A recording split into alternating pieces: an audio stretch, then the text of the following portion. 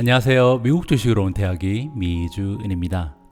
금요일입니다. 즐거워야 하는 금요일인데 최근에 미국 주식 시장이 계속해서 좋지 않은 모습을 보이고 있어서 금요일인데도 불구하고 기분이 꿀꿀하신 분들이 많이 계실 거라고 생각을 합니다. 그래서 오늘 미주은 방송은요, 구독자분들 중에서 한 분께서 보내주신 이메일을 여러분들과 함께 읽어보면서 시작해 볼까 합니다. 이름 공개는 원하지 않으셔서 내용만 살펴볼게요. 안녕하세요. 저는 정성스럽게 만들어 올려주신 유튜브를 하루도 빠짐없이 듣기만 하고 댓글은 잘 올리지 않는 사람 중에 한 사람입니다. 60대 중반 뒤늦게 아무것도 모른 채 뒤늦게 작년 6월부터 주식에 뛰어든 주린이입니다. 들어오는 수입 중에 일부 중 $3,000 정도를 매달 애플, 마소, 테슬라, 스퀘어, 페이스북을 조금씩 사 모으다가 근래에 들어 스펙주 위주로 사 모으기 시작했어요. 요즘 계속되는 하락에 스펙 주식은 너무 큰 마이너스라 어쩔 수 없이 버티는 상황이 되었네요. 그나마 빵 주식은 아직까지는 플러스이지만 애플하고 테슬라만 빼고는 나머지도 이번 주 안으로 마이너스로 될 것 같고요.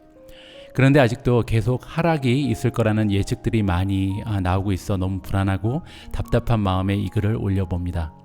그나마 플러스인 것을 이제라도 매도해서 현금으로 가지고 있다가 다시 매수할 기회를 봐야 하는 건지, 아니면 작년 3월 코로나 때 다른 사람이 견디고 견뎠던 것처럼 장투라도 해야 하는 건지 정말 결정하기가 어렵네요. 아마 보이지 않는 곳에서 저처럼 갈 길을 못 잡고 올바른 결정을 하지 못하고 말도 못하고 있는 주린이들이 지금 많을 거라고 생각해요. 안타깝게도 저 역시도 향후 한 달 동안, 향후 3개월 동안, 심지어는 6개월, 1년 동안 주식시장의 모습이 어떻게 변화할지는 말씀드릴 수가 없습니다. 알지 못하거든요. 그래서 원하시는 답변은 바로 드리기는 어려울 것 같고요. 하나 확실한 것은 우리가 5년, 10년, 15년 이렇게 멀리 보고 투자를 하다 보면 결국은 좋은 수익이 발생할 거라는 믿음은 저는 가지고 있습니다. 오늘 이메일을 보내주신 분뿐만 아니라 최근에 이제 성장주 중심의 하락장이 상당히 오랫동안 계속되기 때문에 힘들어하시는 미준 패밀리 분들이 굉장히 많이 계시다고 생각을 하고 있습니다. 그래서 제가 진행하고 있는 그 10년간 10배 성장할 종목 찾기 프로젝트가 있잖아요. 작년 한 12월 정도에 시작을 했는데 그때 시작하지 않고 지금쯤 시작했으면 얼마나 좋았을까 하는 생각을 가끔 하곤 합니다. 사실 미주은 책 2탄을 제가 준비를 시작하면서 리서치를 많이 했거든요. 그러면서 이왕 방대한 양의 리서치를 하는 김에 그 컨텐츠들을 활용해서 유튜브 방송에도 이제 함께 적용을 했던 건데 시기적으로 굉장히 좋지 않은 판단을 한 것 같습니다. 하지만 한 가지 확실한 것은요, 만약에 제가 작년 12월에 그 프로젝트를 시작하지 않고 지금 10년 후 10배 성장할 종목 찾기 프로젝트를 시작한다 하더라도 아마도 그 안에 들어가는 종목은 크게 바뀌지 않을 것이라는 점입니다. 다가오는 미래에는요, 우리가 투자하고 있는 기업들이 그들의 혁신적인 비즈니스 확장 그리고 성장을 지속하면서 우리 투자자들에게도 좋은 리턴을 꼭 안겨줄 것이라 믿으면서 5월 14일 금요일 방송 바로 시작합니다.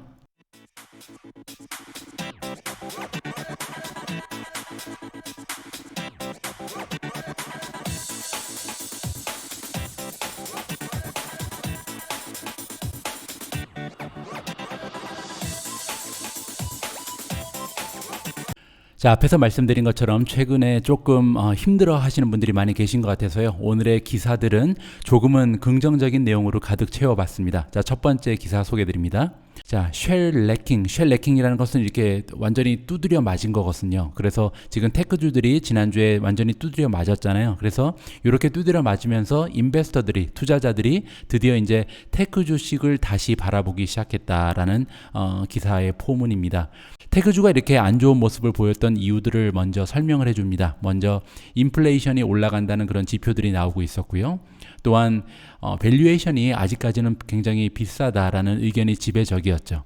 또한 리오프닝, 경제가 이제 재개되면서 그쪽으로 이제 투자의 자금들이 순환을 했잖아요. 그래서 전통 가치주들로 투자 자금이 많이 올려간 점, 또한 캐피탈 게인 텍스에 대한 안 좋은 소식이 있었죠. 그래서 캐피탈 게인 텍스가 만약에 이제 올라가게 되면 기존에 이제 그 성장주에 투자하면서 많은 수익을 올렸던 분들에게 안 좋은 영향이 있기 때문에 이 역시도 성장주에 들어가 있던 투자 자금이 많이 빠지게 되는 결정적인 이유가 됐다. 이렇게 설명을 해주고 있습니다.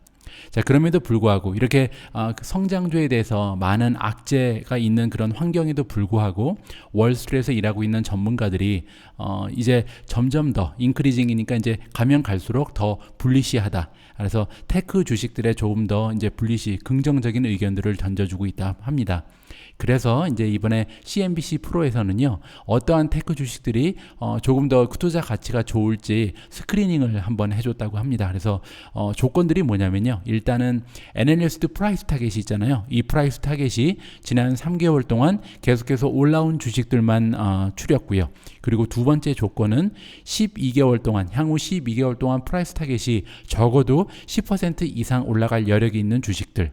자, 마지막 조건은 뭐냐면요, 바이 레이팅을 준 애널리스트가 60%가 넘어가는 주식들, 이렇게 세 가지의 조건을 모두 충족하는 주식을 여기에 나열해 주고 있습니다. 자, 첫 번째 주식은 애플이죠. 애플은 지금 11.3% 정도 올라갈 여력이 남아 있고요. 프라이스 타겟하고 비교를 해보면. 그리고 이제 바이 레이팅을 준 애널리스트의 퍼센티지가 61.9%입니다. 그리고 52주 가장 올라갔던 최고점하고 비교해보면 지금 15.4% 정도가 떨어져 있는 상황이고요. 자, 두 번째로 나와 있는 주식은 어도비입니다. 어도비 같은 경우는 현재 주가랑 프라이스 타겟을 비교해보면 12.6% 정도 상승의 여력이 남아 있고요. 바이 레이팅을 준 애널리스트의 퍼센티지는 73.1%입니다. 그리고 최고점에 올라갔을 때 주가랑 지금 주가를 비교해 보니까 12.1% 정도의 차이가 나고요. 세 번째 주식은 아카마이 테크놀로지입니다. 프라이스 타겟에 근접하기 위해서는 아직도 22.2%가 더 올라가야 되고요. 또한 바이 레이팅을 주는 애널리스트가 64.7%. 최고점에서 지금 10.9% 정도 떨어져 있는 상황이네요. 자, 네 번째는 페이스북. 페이스북은 만약에 타겟 프라이스까지 올라가게 되면 25.4%의 상승 여력이 있는 가장 올라갈 그 여력이 많이 남아 있는 주식이고요. 바이 레이팅이 지금 78%의 애널리스트가 바이 레이팅을 주고 있습니다. 최고점하고 비교하면 지금 8.8% 정도가 떨어져 있는 상황이고요. 알파벳이 다음에 나오네요. 알파벳은 타겟 프라이스에 지금 12.6% 미치지 못하는 상황이고요. 바이 레이팅은 85.1%, 굉장히 많은 애널리스트들이 바이 레이팅을 주고 있네요. 그리고 52주 최고점하고 비교를 해보면 9.5%가 아직은 떨어져 있는 상황입니다. 마이크로소프트 같은 경우는 타겟 프라이스까지 가려면 14.9%가 더 올라가야 되고요. 바이 레이팅을 주는 애널리스트는 83.8%, 그리고 최고점과 비교해서는 9.2%가 하락해 있는 상황입니다. 마이크론 테크놀로지는요, 타겟 프라이스까지 14.7% 올라갈 수 있고요. 바이 레이팅이 83.9%의 애널리스트, 그리고 최고점하고 비교하면 무려 20.8%가 떨어져 있는 상황입니다. 가장 많이 떨어져 있는 주식이죠. 자, 마지막으로 소개되어 있는 주식은 S&P입니다. S&P 여러분들 아시는 것처럼 S&P 500 지수 같은 것을 만들어주는 회사잖아요. 이 회사 역시도 향후 18% 정도 올라갈 여력이 있다. 그리고 바이 레이팅을 준 애널리스트는 69.2%, 최고점에 비하면 7.2%가 떨어져 있는 상황입니다. 오늘 8개의 주식이 아까 말씀드렸던 세 가지 조건에 부합하는 테크 주식의 그 대표 주식들이다. 이렇게 이해를 하시면 좋을 것 같습니다. 자, 지금부터는요, 어제 발표된 어닝 결과를 여러분들과 함께 살펴보도록 하겠습니다. 4개 종목 정도가 준비되어 있는데요. 첫 번째는 디즈니입니다. 여러분들 디즈니에 투자 많이 하고 계시죠? 디즈니의 EPS는 0.53이니까 53센트 정도가 더 나왔죠, 예상치보다. 하지만 매출은 안타깝게도 달성하지 못했습니다. 보시면은 피스컬 Q2라고 써 있네요. 그래서 1월부터 3월까지는 디즈니 같은 경우는 2분기라고 부르는 것 같습니다. 자, 2분기에 논갭 EPS가 0.79가 나왔는데 다행히도 예상치에 비해서 53센트나 더 나왔다는 거죠. 따라서 EPS는 굉장히 좋았습니다. 갭 EPS도 역시 50센트가 나왔는데 예상치보다는 44센트가 더 나왔다. 따라서 마켓의 전문가들은 갭 EPS가 한 6센트 정도밖에 나오지 않을 거라고 예상을 한 거죠. 그런데 무려 50센트의 좋은 EPS를 만들어냈습니다. 반면에 매출은 예상치를 달성하지 못했는데요. 15.61 빌리언이 나왔습니다. 작년하고 비교해서는 아직까지는 마이너스 13.3% 정도가 나오고 있고요. 이 수치는 예상치랑 비교해서도 320 밀리언 정도가 지금 부족합니다. 따라서 굉장히 좋은 어닝의 결과는 아니었다라고 우리가 생각을 해볼 수가 있죠. 자, 그리고 디즈니 같은 경우는 디즈니 플러스의 수치가 굉장히 중요하잖아요. 디즈니 플러스의 서브스크라이버, 구독자의 넘버를 살펴보면요. 지금 103.6 밀리언이 나옵니다. 1억 명이 넘었죠. 그런데 이제 컨센서스에서 바라보고 있던 예측치는 기대에 미치지 못했죠. 자, 그리고 디즈니 같은 경우는 이번에 ESPN과의 그 계약을 연장했잖아요. 그래서 이번에 구독자도 많이 늘었습니다. 구독자의 숫자가 13.8 밀리언이 나왔고요. 그리고 예상치는 13.4 밀리언이었으니까 예상치보다도 오히려 구독자의 수가 많이 늘었다. 이렇게 정리가 됩니다. 다음은 코인베이스의 어닝 결과를 살펴봅니다. 코인베이스는 4.2% 떨어졌죠. Q1의 어닝 결과를 발표한 이후에 레비뉴는 컨센서스를 미치지 못했다라고 나옵니다. 자, Q1 EPS가 3달러 5센트가 나왔는데요. 예상치는 3달러 20센트였습니다. 따라서 전망치가 굉장히 높았죠. 이 전망치에는 미치지 못하는 수치를 나타냈습니다.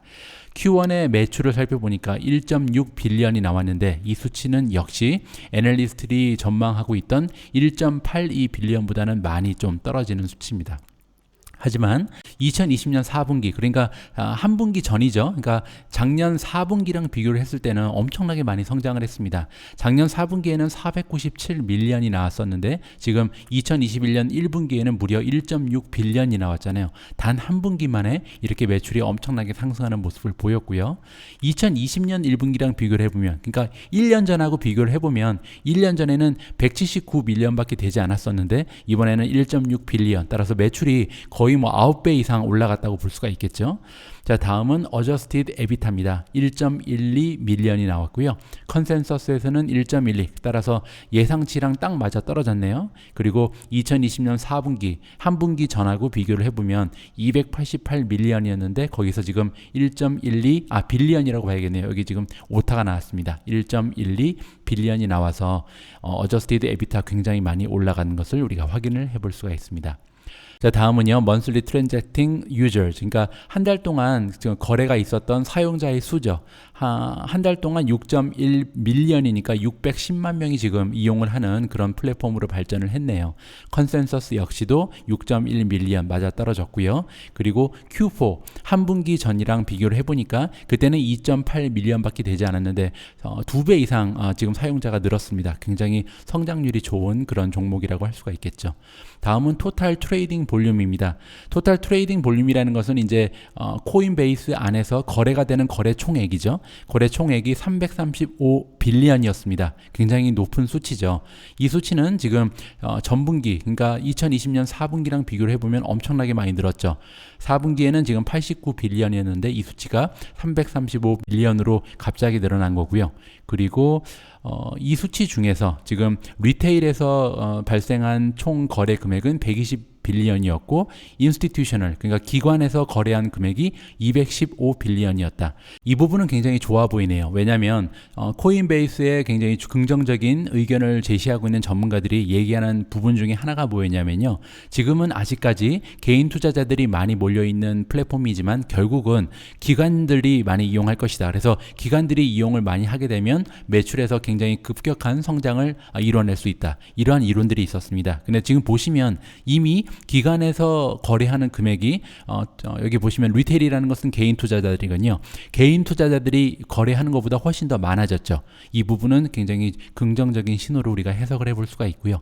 자, 그리고 335 빌리언 중에 한 39% 정도는 비트코인의 거래 금액이었다고 합니다. 아직까지는 가장 큰 부분을 차지하는 것 같고요. 두 번째로 거래 금액이 많았던 가상화폐는 이더리움입니다. 21%. 따라서 이더리움의 거래 금액도 굉장하네요. 왜냐하면 가격 부분에서 많은 차이가 있잖아요. 그럼에도 불구하고 이더리움이 21%를 차지한다는 것은 굉장히 많은 거래가 있었다라고 생각을 해볼 수가 있습니다. 다음은 알리바바입니다. 최근에 굉장히 악재가 많았고 또 주가도 많이 떨어진 그런 주식 중에 하나잖아요. 과연 어닝 결과는 어땠는지 한번 살펴보죠. 알리바바 EPS는 지금 2.96이 모자랐고요. 여기는 이제 위안이겠죠. 그리고 레비뉴 같은 경우는 초과 달성을 했다라고 포문을 열어주고 있습니다. 알리바바의 Q4 4분기라고 부르네요. 1분기라고 안 부르고 Q4의 지금 논갭 EPS는 10.32 위안이 나왔습니다. 이 수치는요 2.96이 오히려 모자랐던 수치입니다. 따라서 논갭 EPS가 좋지가 않았네요. 그리고 갭 EPS 같은 경우는 마이너스가 나왔습니다. 마이너스 1.99 위안이 나왔고요. 레비뉴를 살펴보면요 187.4 빌리언, 이 수치는 작년하고 비교할 때 63.9%가 더 나온 수치라고 합니다. 따라서 굉장히 좋은 수치죠. 그리고 이 레비뉴 187.4 빌리언 같은 경우는 지금 마켓의 예상치랑 비교했을 때도 6.73 빌리언이 더 나왔다고 합니다. 자, 모바일 MAU, Monthly Active User의 약자입니다. 따라서 한 달 동안 액티브하게 사용한 유저의 숫자를 살펴볼 텐데요. 지금 925 밀리언이 나왔네요. 9억 2,500만 명이 2021년 1분기에 1분기라고 안 부르죠. 4분기에 사용한 건데 하여튼 2분기에 사용을 했고요. 그리고 이 수치는 저번 분기랑 비교를 해보면 2020년 마지막 분기랑 비교를 해보면 23 밀리언 정도가 더 나왔다. 이렇게 정리가 가능합니다. 우리가 오늘 마지막으로 살펴볼 어닝 결과는 에어비앤비입니다. 에어비앤비는 EPS가 81센트 모자랐다고 나오죠. 그리고 매출 같은 경우는 예상치를 넘어섰다. Q1의 갭 EPS는 마이너스 1.95달러가 나왔습니다. 따라서 아직까지는 적자 기업이죠. 그런데 이 수치는요, 시장의 전망치랑 비교해도 81센트가 모자랐다고 합니다. 따라서 시장에서 전망했던 갭 EPS는 마이너스 1.14 정도가 됐나 보죠. 그죠? 그런데 거기에서 81센트나 떨어지는 좋지 않은 어닝의 결과를 보여줬습니다. 그런데 좋은 점은요, 다행히 매출이 굉장히 좋았죠. 886.9 밀리언이 나와서 작년하고 비교했을 때는 5.4%가 증가했고요. 예상치랑 비교했을 때는 예상치는 굉장히 낮았습니다. 한 710 정도를 봤던 것 같은데 지금 171.64 밀리언이 더 나오면서 886 밀리언이라는 굉장히 높은 매출의 결과를 보여줬습니다. 자, 밑에 나오는 내용이 굉장히 긍정적인데요. 2021년에 1분기 동안 받은 부킹이 10빌리언이다. 여기서 얘기하는 부킹이 뭐냐면요, 숙박료를 얘기하는 겁니다. 그래서 우리가 만약에 에어비앤비에 묵게 되면 숙박료를 예를 들어서 뭐 100달러를 낸다. 그러면 그 100달러가 숙박료가 되는 거고요.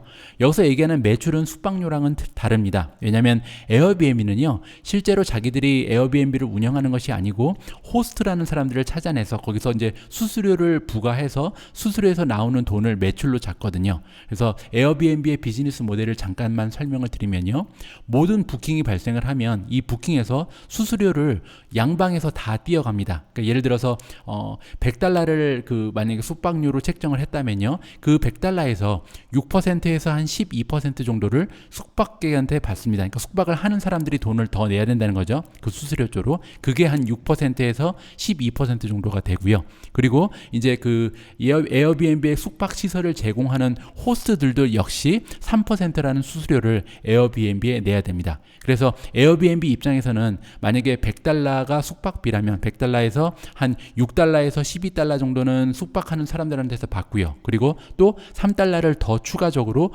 호스트한테 받는 그런 구조가 되어 있습니다. 그래서 한 9%에서 한 15% 정도를 수수료로 부과하는 그런 비즈니스 모델을 갖고 있는 것이 에어비앤비다. 이렇게 이해를 하시면 될 것 같습니다. 따라서 1분기 동안 예약이 10빌리언이 들어왔다는 얘기는요, 여기서 한 9%에서 한 15% 정도가 다음 분기에 매출로 들어갈 가능성이 있는 거죠. 그렇게 이해를 하시면 에어비앤비가 앞으로 매출이 어느 정도 나오겠구나라는 것을 짐작을 하실 수가 있습니다. 자, 오늘 어닝 결과는 여기까지만 살펴보고요. 이번에는 바이든 대통령이 이번에 굉장히 중요한 발표를 하면서 사이버 보안 업체한테 호재로 다 작용할 것 같다라는 내용의 기사가 있어서 함께 읽어보도록 하겠습니다. Biden's cyber security order means new boom for enterprise cloud stocks, 웨드부시. 이번에 웨드부시라는 투자 기관에서 클라우드 보안 기업이 굉장히 힘을 받을 것이다라는 전망을 해주고 있는데요. 과연 어떠한 이유인지 함께 읽어보도록 하겠습니다. 프레지던트 바이든 대통령이 이번에 사인을 했는데요. 이규젝티브 오더를 사인했다고 합니다. 뭐 대통령령 뭐 이런 식의 그런 오더겠죠. 이런 이규젝티브 오더를 이번에 사인을 해서 결재를 했는데 어떠한 내용이냐면 US 사이버 시큐리티를 강화하라는 내용입니다. 이런 얘기가 나온 건 당연한 얘기죠. 왜냐하면 최근에 여러분들 알고 계신 것처럼 콜로니얼 파이프라인이라는 송유관 기업에 굉장히 대규모의 사이버 테러가 있었습니다. 이러한 일을 다시 겪지 않기 위해서 프레지던트 바이든이 이번에 대통령령을 발령을 했다는 거죠. 그리고 이러한 그 대통령이 이그젝티브 오더를 발령하면서 앞으로 페더럴 가버먼트, 그 연방 정부는 티핑 포인트에 들어가게 될 것이다. 티핑 포인트라는 것은 곡선이 갑자기 확 바뀌는 거예요. 그러니까 변곡점이라고 우리가 부르는 건데, 그러면서 굉장히 방향이 급선회될 것이다 라고 얘기를 하는 거죠. 어떠한 부분에 급선회되냐면 사이버 시큐리티 프로텍션에 급선회를 할 것이다. 이 얘기가 뭐냐면요, 우리가 사이버 공간의 사이버 보안이 굉장히 중요하다는 얘기는 했는데 long overdue, 오랫동안 실제로 실행을 하지 않았다는 겁니다.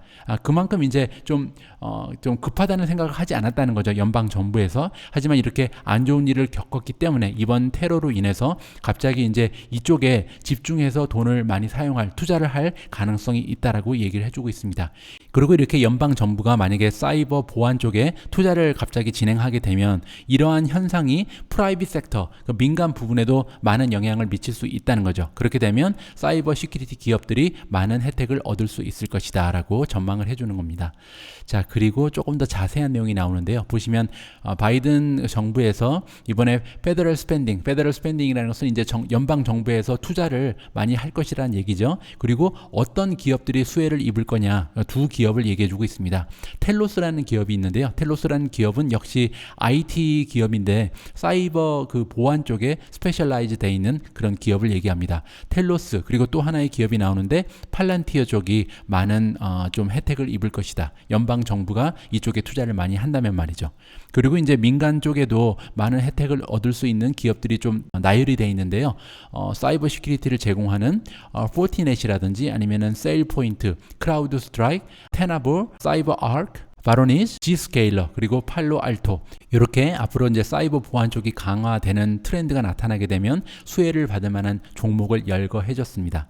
자, 그리고 하나 더 강조하는 내용이 뭐냐면요, 지금 기준으로 했을 때 클라우드에 그 들어가 있는 데이터의 양이 40%밖에 되지 않는다고 합니다. 따라서 아직까지는 그 클라우드 말고 그 온사이트라 그러죠. 온사이트에 저장하는 그런 서버가 많이 남아 있다는 거죠. 이게 40%밖에 아직 클라우드를 이용하지 않고 있다. 그런데 이 수치는 2025년이 되면 한 70%까지 올라갈 예상이라고 합니다. 그렇게 되면 40%가 70%로 올라가면서 클라우드가 점점 더 활성화되면서 이쪽에 클라우드에 그 나오는 투자 기회가 200빌리언 정도의 그 성장 가능성이 있다는 거죠. 이러한 의미에서 방금 전에 우리가 함께 살펴봤던 이 이름들이 좋은 성장을 거듭할 가능성이 있다라는 기사 내용이었습니다. 자, 지금부터는 제가 투자하고 있는 기업들의 크고 작은 뉴스들이 있어서 간단하게 짚고 넘어가도록 하겠습니다. 가장 먼저 소개드릴 기사는 핀터레스트에 관한 기사인데요. Pinterest to test live streams with creator event this month. 핀터레스트가 이번 달에 그 라이브 스트림을 테스팅한다는 거죠. 라이브 스트림은 처음 하는 것 같습니다. 그런데 누구랑 하냐면요, 크리에이터들이랑, 그러니까 인플루언서라고 얘기하는 사람들이죠. 그들하고 함께 라이브 스트리밍을 테스트한다라는 내용이 나와 있습니다. 핀터레스트가 이번에 라이브 스트리밍을 하는 날짜는 5월 24일에서 5월 25일 이틀에 걸쳐서 하고요. 핀터레스트 어플리케이션을 통해서 진행을 한다고 하네요.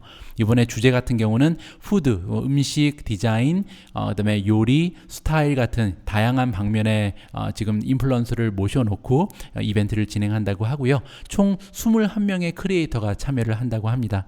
그리고 이제 사용자들은 크리에이터들이랑 인터랙션을 할 수 있다. 뭐 코멘트를 달고 이러면서 이제 커뮤니케이션을 할 수 있다는 거죠. 스트리밍 도중에요. 그리고 이번 이벤트 같은 경우는 쇼핑은 하지 않는다. 그러니까 물건은 판매하지 않는다는 거죠. 자, 이번에 핀터레스트가 처음으로 시도하는 그런 새로운 모델이거든요. 과연 이렇게 라이브 스트림이 핀터레스트 쪽에서도 활성화될 수 있을지 한번 지켜보면 좋을 것 같습니다. 자, 다음은 크리스퍼 쪽으로 넘어갑니다. 굉장히 좋은 뉴스가 나왔는데요. 크리스퍼 upgraded to outperform at Evercore as leader in gene editing. 크리스퍼는 업그레이드 받았다. 투자 의견이 올라갔다는 거죠. 받았죠. 이번에 아웃퍼폼을 받았다고 합니다. 아웃퍼폼은 buy, 매수랑 같은 의미고요. 이번에 이렇게 아웃퍼폼을 준 투자 기관의 이름은 에버코어입니다. 그리고 이제 그 근거로는 진 에디팅, 유전자 편집 쪽의 리더가 될 것이다라는 확신이 생겼다라고 얘기를 해주고 있습니다. 에버코어 ISI라는 투자 기업이요, 이번에 업그레이드했다 크리스퍼 테라퓨틱스를 아웃퍼폼, 바이로 바꿨다는 얘기입니다. 그러면서 그 근거로서 제시한 것은 첫 번째 회사가 될 것이다. 어떠한 첫 번째 회사냐면 진 에디팅, 유전자 에디팅을 가지고 상품화할 수 있는 첫 번째 회사가 될 것이다라는 논리를 펼치고 있습니다. 이러한 의견을 준 애널리스트의 이름은요, 리사 베이코라는 사람이고요. 이 애널리스트 전문가에 의하면 크리스퍼 같은 경우는 릴리즈 데이터, 곧 발표를 할 것이다. 어디에 대한 데이터를 발표하냐면요, all four of its clinical stage asset. 이번에 지금 크리스퍼가 현재 연구를 진행하고 있는 상품이 4가지가 있나 봅니다. 그런데 이 4가지 모두 그 발표가 곧 있을 예정이다라고 얘기를 하고 있죠. 자, 그러면서 조금 자세한 내용이 나오는데요. 여기 보시면 버르텍스 파트너, 버르텍스라는 그 제약회사랑 파트너십을 맺어서 함께 공동 개발하고 있는 상품이 하나 있는데 이 프로젝트 이름이 CTX001입니다. CTX001 같은 경우는 제가 지난주엔가 다른 기사를 읽어드리면서 한번 설명을 드렸잖아요. 2가지의 빈혈을 치료하는 그런 치료제라고 보시면 됩니다. 첫 번째는 여기 나와 있는 베타 탈라세미아라는 지중해 빈혈이라고 보시면 되고요. 또 하나는 시클셀 디지즈, 시클셀 디지즈는 겸상적혈구 빈혈이라고 해석이 됩니다. 이 2가지의 테라피를 개발하고 있는 프로젝트가 CTX001이고요. 이 CTX001은 지금 45명이나 되는 사람들한테 임상 실험을 하고 있는 거죠. 그런데 포텐셜 론칭이 2023년 중반에 가능할 것이다. 따라서 앞으로 한 2년 정도 지나면 이 CTX001이 드디어 이제 상품화될 수 있을다라는 전망을 해주고 있는 겁니다. 그리고 만약에 굉장히 보수적으로 봐도 2025년까지는 론칭이 될 것이다. 그렇게 되면 지금 유전자 편집에 연구를 하고 있는 많은 기업들 중에 처음으로 진짜 이제 약을 출시하는 그런 기업이 크리스퍼가 될 가능성이 높다라는 논리를 펼쳐주고 있는 것 같습니다.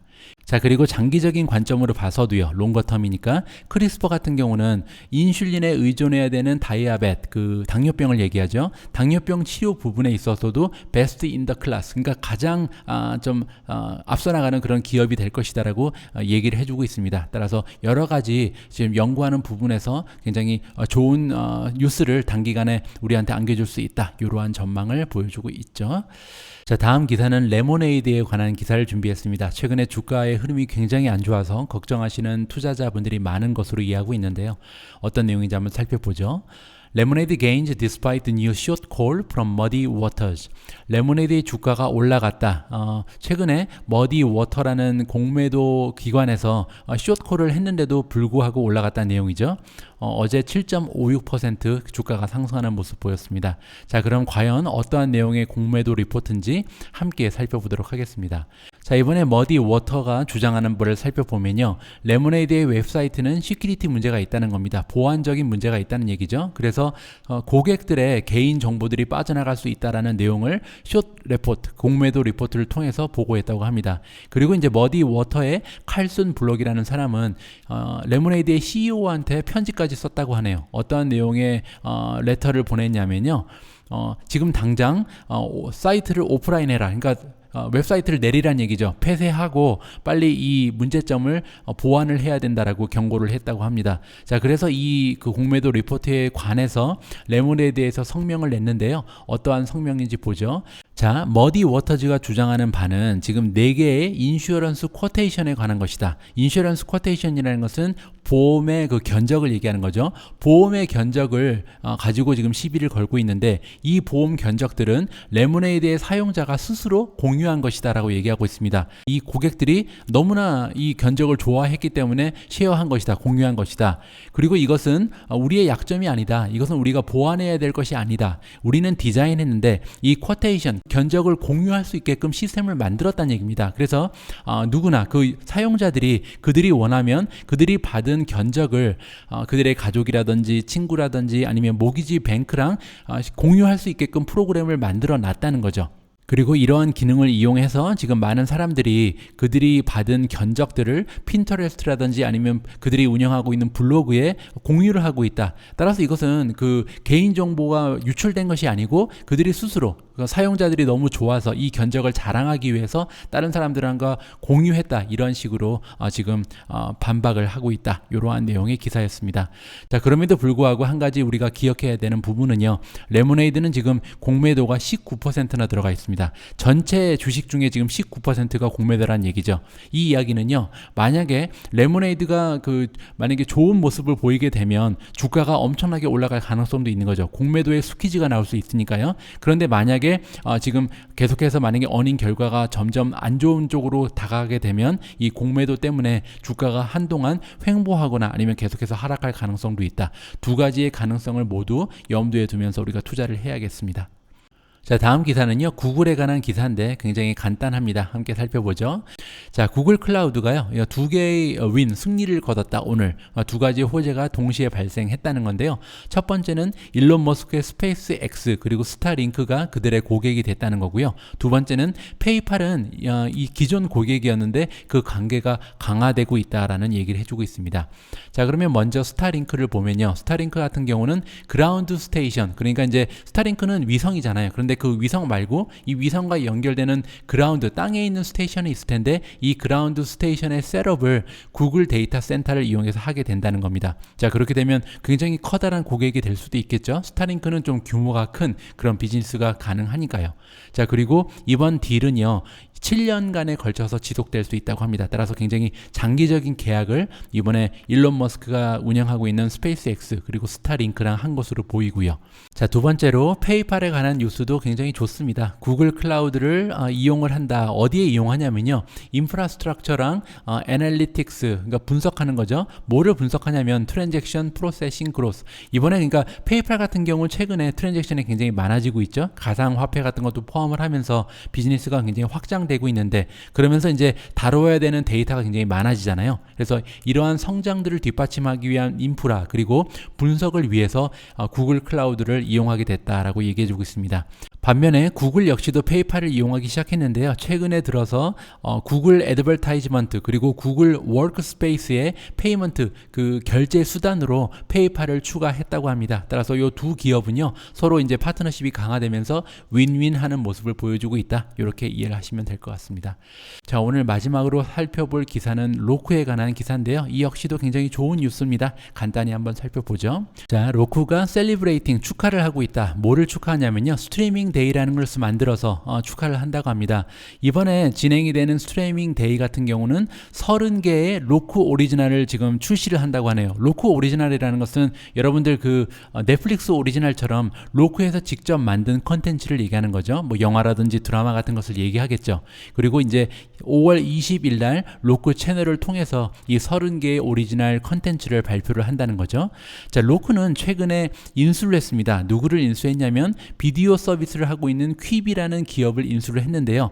이 퀵이라는 기업을 인수한 것이 굉장히 커다란 스텝업, 한 단계 올라가는 기회가 됐다는 거죠. 왜냐하면 퀵이라는 기업은 컨텐츠를 만드는 기업이었습니다. TV 컨텐츠를 만드는 기업이었는데 이 기업을 인수를 하면서 이 기업에서 진행하고 있던 컨텐츠를 30개나 이번에 한꺼번에 발표할 기회를 갖게 된 거죠. 자, 이러한 움직임이 왜 의미가 있냐면요. 기존의 로쿠의 그 비즈니스 모델은 다른 사람들이 만들어낸 그 컨텐츠를 보여주는 스트리밍 역할만 했었습니다. 그런데 이제는 뭐 디즈니라든지 아니면 넷플릭스가 하는 것처럼 스스로 로쿠도 이제 오리지널 컨텐츠를 갖게 된 데에서 굉장히 비즈니스가 많이 확장되는 그런 모습을 보여줄 수 있는 거죠. 자, 이렇게 로쿠에 투자하신 분들께는 굉장히 좋은 뉴스다라고 생각이 되고요. 자, 오늘 오미준님과 함께 준비한 영상은요, 테크 주식이 지금 매수 기회다라는 영상이 있어서 함께 공유를 하도록 하겠습니다. 최근에 좀 제가 이제 균형을 맞춘다고 해서 테크 주식보다는 뭐 가치주라든지 아니면은 경기 순환주가 더 좋다라는 내용도 많이 보내드렸는데요. 저는 이 영상이 개인적으로는 더 좀 설득력이 있다고 개인적인 판단을 하고 있거든요. 여러분들도 이 영상 보시면서 과연 지금이 테크 주식을 사야 할 시기인지 아니면 테크 주식을 정리하고 다음 기회를 노려야 하는 시기인지 한번 개인적인 판단을 해보시는 게 좋을 것 같습니다. 오늘도 미주은이 준비한 영상 끝까지 함께 해주신 모든 분들께 감사의 말씀을 드립니다. 저는 내일 조금 더 좋은 영상을 가지고 다시 인사드릴 수 있도록 하겠습니다. 우리 모두가 미국 주식 투자로 은퇴하는 그날까지 다 함께 화이팅입니다. 행복한 하루 되세요. 감사합니다. Kevin O'Leary, big question. Are we nearing the end of the sell-off? Can you trust what we're witnessing today with this bounce? Yes, you can. I think we're in a classic garden variety correction, healthy. You know, people forget volatility, it's back.